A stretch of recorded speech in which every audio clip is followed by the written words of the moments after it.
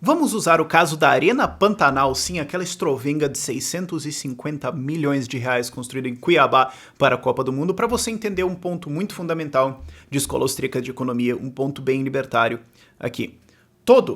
Sim, 100%, todo gasto estatal é, por definição, destrutivo. Roda a vinheta.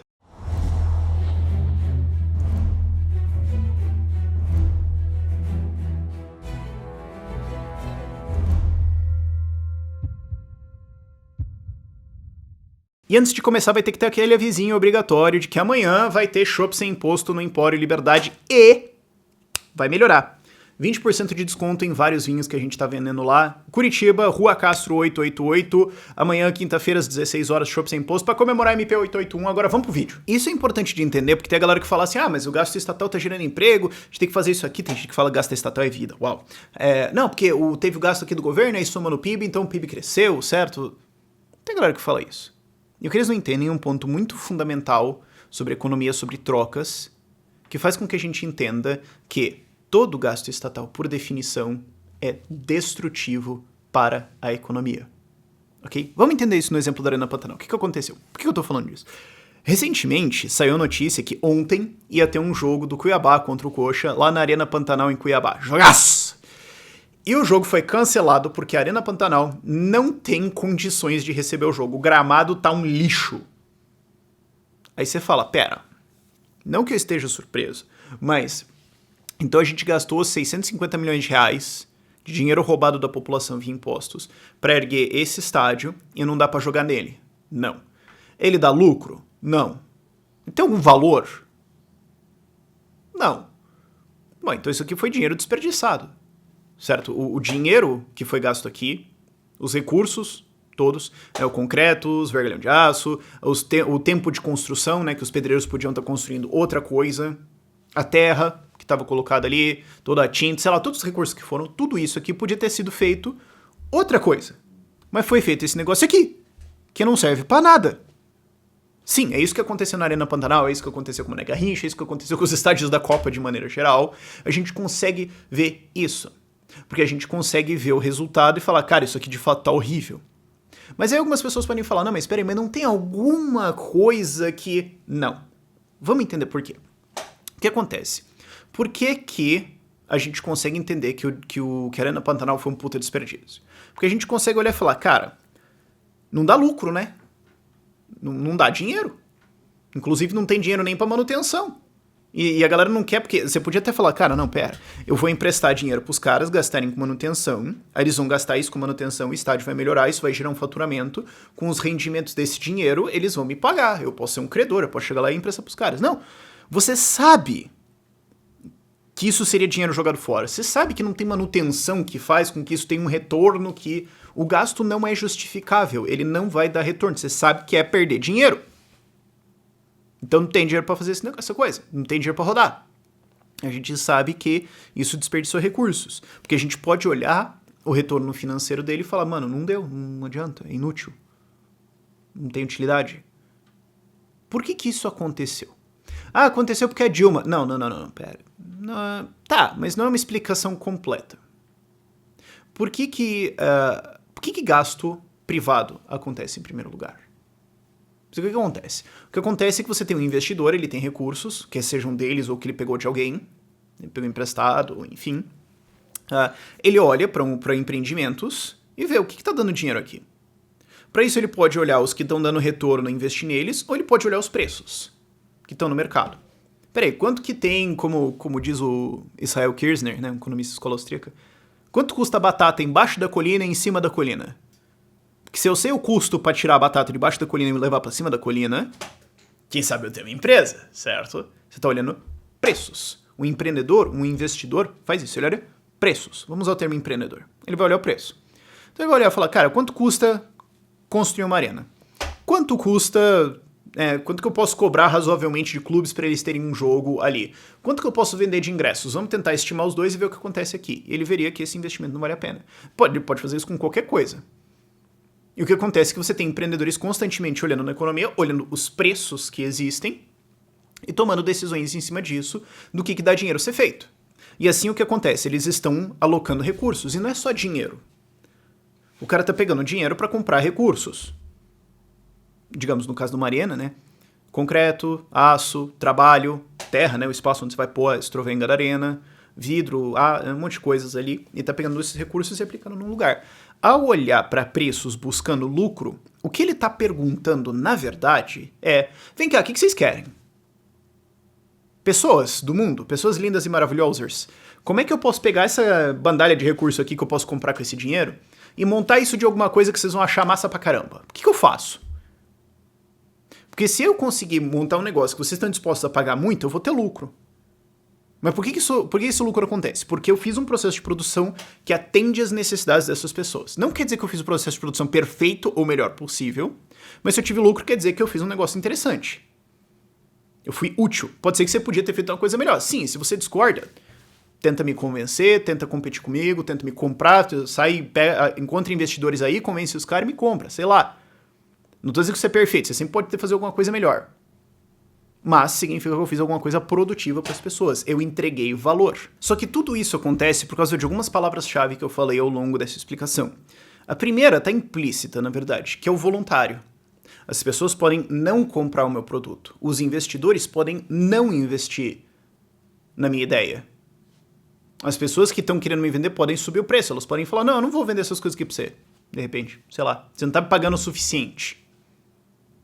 Tem todo um processo de convencimento que eu tenho que fazer para as pessoas. E o que eu vou ter que falar é: isso aqui vai atender a tua necessidade. Eu vou ter que fazer... Você pode até enganar alguém num curtinho prazo, mas no médio para longo prazo você vai ter que entender o cara, certo? A não ser que você vai passar um golpe em alguém, daí de fazer passar um golpe, você é um criminoso, tem que se fuder. Agora, excetuado esse caso, digamos, você só tá vendendo uma porcariada, você vai rapidamente falir. Se você quiser fazer isso por um processo maior, você vai ter que entregar valor. Porque existe um processo voluntário. A partir do momento em que a pessoa descobre um jeito melhor de gastar esse dinheiro do que com você, ou do que o que você entrega cai para baixo do valor que ela considera isso, que ela está disposta a trocar, você não vai mais ter uma venda. E aí você se estrupiou. Então é muito importante você ter essa parte voluntária da troca. Segundo, preços. É importante que eu tenha preços. Eu tenho que olhar lá, quanto custa uma saca de concreto? Quanto custa essa terra? Quanto custa esse vergalhão de ferro? Quanto custa 10 horas do teu trabalho? Da onde vêm esses preços? De novo, eles vêm do voluntário. Eles vêm do fato que as pessoas estão livres para comprar ou deixar de comprar as coisas. Isso faz com que as coisas acabem tendo um preço. Então, o que acontece? Esses preços são um reflexo da vontade das outras pessoas. Ok. Então, eu vou ver esses preços e ver. Vale a pena eu fazer isso aqui ou não? Vale a pena eu contratar esses recursos para esse processo de produção ou não? Você precisa desses preços. Incidentalmente, é por isso que o comunismo não funciona. Porque ao abolir preços, você não consegue mais fazer esse cálculo econômico. Você não consegue mais saber aonde que eu ponho as coisas. Quanto custa um trator? Você pode pegar 2. Então eu posso fazer o que eu quiser. Eu posso fazer corridão de trator, bate-bate. Pô, legal, eu não preciso nem produzir nada, certo? Porque o custo para mim é 0. Então o que acontece é um desperdício massivo. O processo de produção inteiro colapsa e você vai para escambo, que é o que aconteceu na União Soviética, certo? Que é o que você vê acontecendo cada vez mais conforme o governo controla preços e distorce o negócio inteiro até o ponto que ele abole eles completamente. Você precisa dos preços em existência. Você precisa estar emitindo alguma coisa do outro lado, que também você precisa estar girando um preço que a pessoa lá do outro lado vai comprar. O Estado não obedece isso. Então é aí que a gente vê o contraste. Uma iniciativa privada pega recursos voluntariamente dados, trocados, e tenta buscar lucro em cima de um sistema de preços. O Estado não faz isso. O que o Estado faz? Primeiro, todo o dinheiro que o Estado gasta é o dinheiro que ele roubou de alguém ou que ele vai roubar de alguém. Seja via inflação, ele vai imprimir moeda e desvalorizar o dinheiro das outras pessoas, seja via emissão de títulos de dívida, que nada mais é do que uma promessa futura de assalto. Ele fala: me dá o dinheiro agora, eu vou assaltar um pessoal daqui 5 anos e te pagar. Ou eu vou encontrar um outro trouxa que vai me emprestar esse dinheiro, eu pago pra você, mas pra esse outro trouxa eu prometo que eu vou assaltar esse pessoal aqui e pagar ele. O que eu tô vendendo é o fato que eu controlo belicamente, eu tenho a capacidade de exercer basicamente qualquer violência que eu queira em cima de uma população para extrair recursos para pagar você. Então todo recurso que o Estado tem, 100% do que ele tem, é produto de crime. Ele não deveria ter esse dinheiro. Então você já não tem um componente voluntário aí. Segundo, o Estado busca lucro. Pode ser que algum burocrata até tenha a ideia de fazer isso, mas De maneira geral, não. Você busca retorno político. Você busca, às vezes, imprimir a sua vontade. Você fala, não, eu acho que tem que dar isso aqui, mas não dá dinheiro. Não dá dinheiro porque os empresários são canalha, porque as pessoas são trouxa, porque falta vontade. Você ouve muito isso de político. Falta vontade, falta entendimento da população pra eles entenderem essa puta brilhante ideia que eu aqui, anjo da galáxia, parágono da virtude, tenho, né, em cima desse mercado aqui. As pessoas não entendem. Eu que sou o brilhante aqui. Ele não busca isso. Então ele vai fazer o quê? Vai gastar dinheiro no que ele acha que ele tem que fazer. Ele tá buscando lucro? Não. Ele tá buscando retorno? Não. Ele tá competindo? Não. Quando ele vai comprar recursos, muitas vezes ele não compete. Você tem, o Estado hoje tem a capacidade legal de confiscar terras, por exemplo. Isso aconteceu durante a Copa. Chegar e falar, eu vou construir um estádio aqui, me dá terra. Então não tem custo. Vai me dar. Você não tem que levar em conta o cálculo econômico, outras pessoas podem dar o lance do estádio, chega e fala, não, meu. Ele pode fazer isso. Alistamento militar também é isso. Ele pode fazer várias coisas. Ele pode roubar o seu dinheiro para fazer empresas estatais para produzir coisas para ele, sem consideração dos preços. Ele pode ordenar controles de preços, ele pode fazer várias coisas em cima, então ele não necessariamente obedece a preços. E aí o que ele vai fazer é que ele vai gastar recursos no que ele quer. Precisa dar dinheiro? Bom, não. Na iniciativa privada, quando você não dá dinheiro, você tem duas escolhas. Você pode sair, falar, errei, tchau. Ou você pode falar, não, ó, gente, calma. Eu aprendi alguma coisa aqui. Eu achei que ia ser uma puta boa ideia fazer isso, mas... aparentemente, a parte de ter um boneco de posto de 9 metros de altura em cada loja, talvez não tenha sido uma boa ideia. Vamos cortar isso e tentar rodar o ano que vem? Não sei, você pode tentar melhorar. Saiu melhor. O Estado tem uma terceira opção, que é... dane-se, você vai me pagar.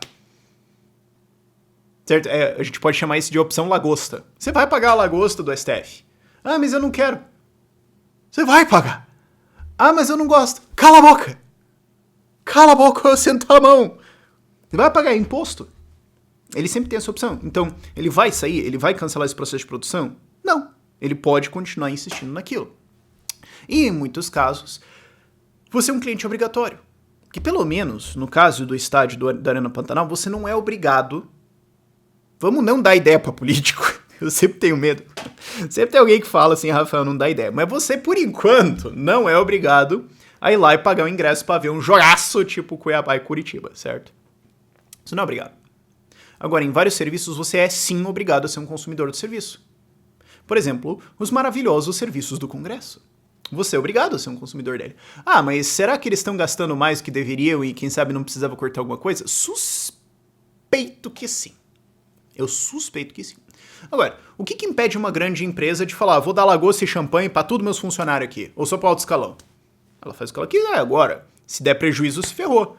Se os acionistas acharem que é uma péssima ideia, se ferrou. Se os credores acharem que é uma péssima ideia, o juro vai subir, vai ter consequências. Mas o fato é que quando você é obrigado a ser cliente de um serviço ou de um produto do Estado, a gente não consegue nem dizer se deu realmente lucro. Porque, digamos que deu.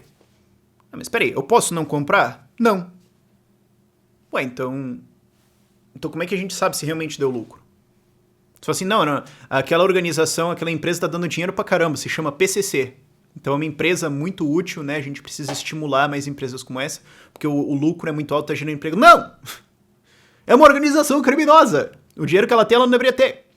Os clientes deles não gostariam de ser clientes. Certo? Então...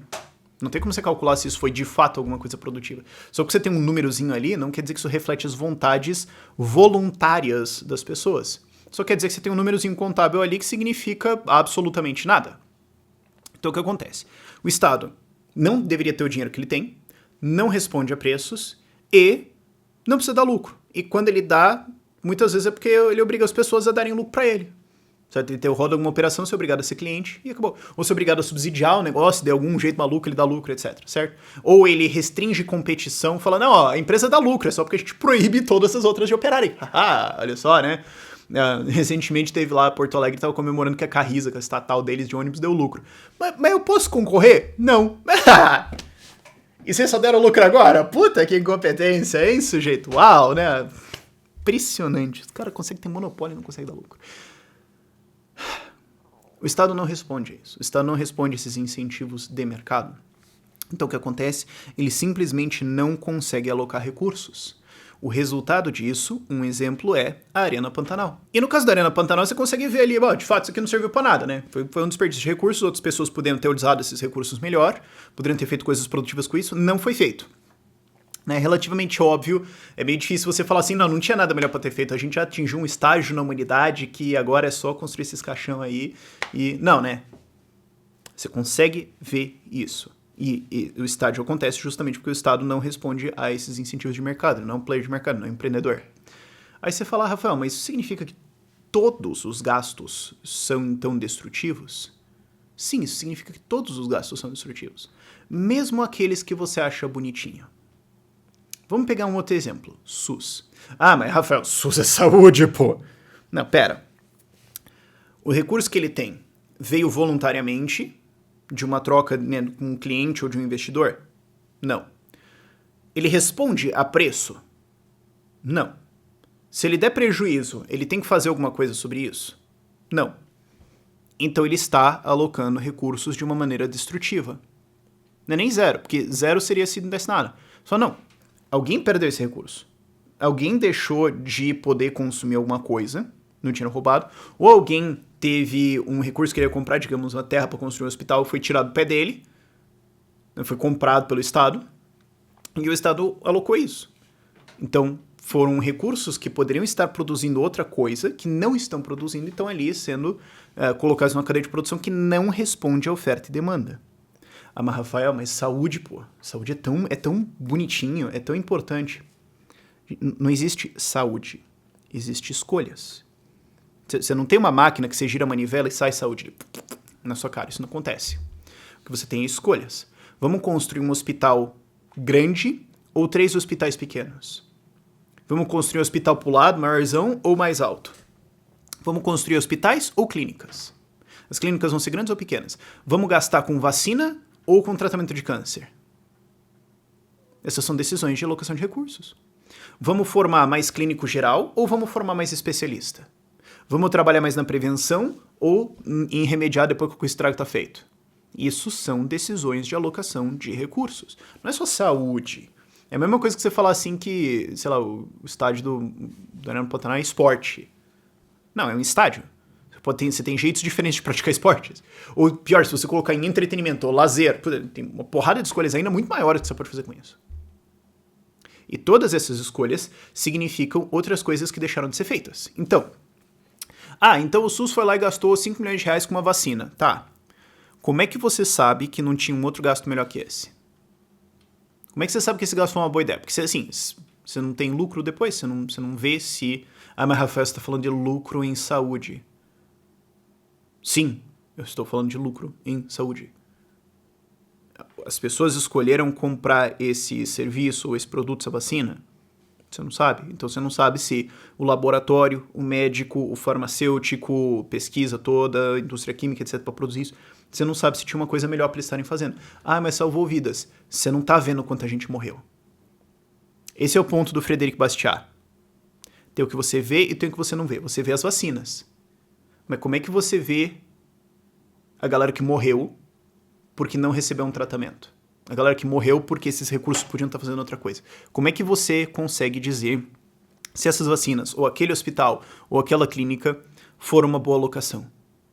Porque você está dando prejuízo, você fala, cara, tinha outras coisas que podia estar fazendo. Não quer dizer que você vai pegar isso e gastar em fazer festa. De repente pode até ser, mas pode ser que você vai gastar esse dinheiro em outro lugar de saúde que está dando lucro. Por quê? Porque atende as necessidades das pessoas. Ah, mas Rafael, saúde não é mercadoria. É exatamente essa atitude que gera filas de pessoas no SUS e que gera gente morrendo na fila. Ah, mas é caro. É caro porque tem uma porrada de burocracia, regulação e... Vamos incomodar, porque esse vídeo já tá bem incomodar a gente, vamos incomodar mais gente. E porque existe propriedade intelectual. Não deveria existir propriedade intelectual. O preço ia cair violentamente. Se você não tivesse copyright pra ter essas burrice em cima que não tem nenhuma justificativa ética pra existir. Em saúde existe um brutal desperdício de recursos. Quantas pessoas estão morrendo por causa disso? Não sabemos. Tudo que a gente sabe é que, por definição, os recursos estão sendo mal alocados. Pode ser, inclusive, que você conseguiria fazer mais saúde com menos dinheiro. Mas não tem como, porque a gente é obrigado. Educação.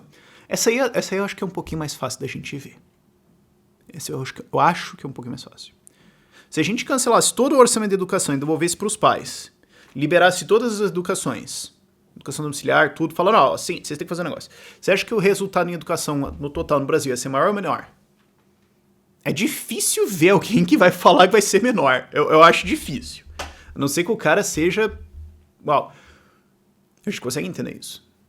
Então, como é que você vai escolher que matérias vão ser ensinadas? Como é que você vai escolher que cursos vão ser priorizados? Você não sabe, vai ser a vontade de um burocrata.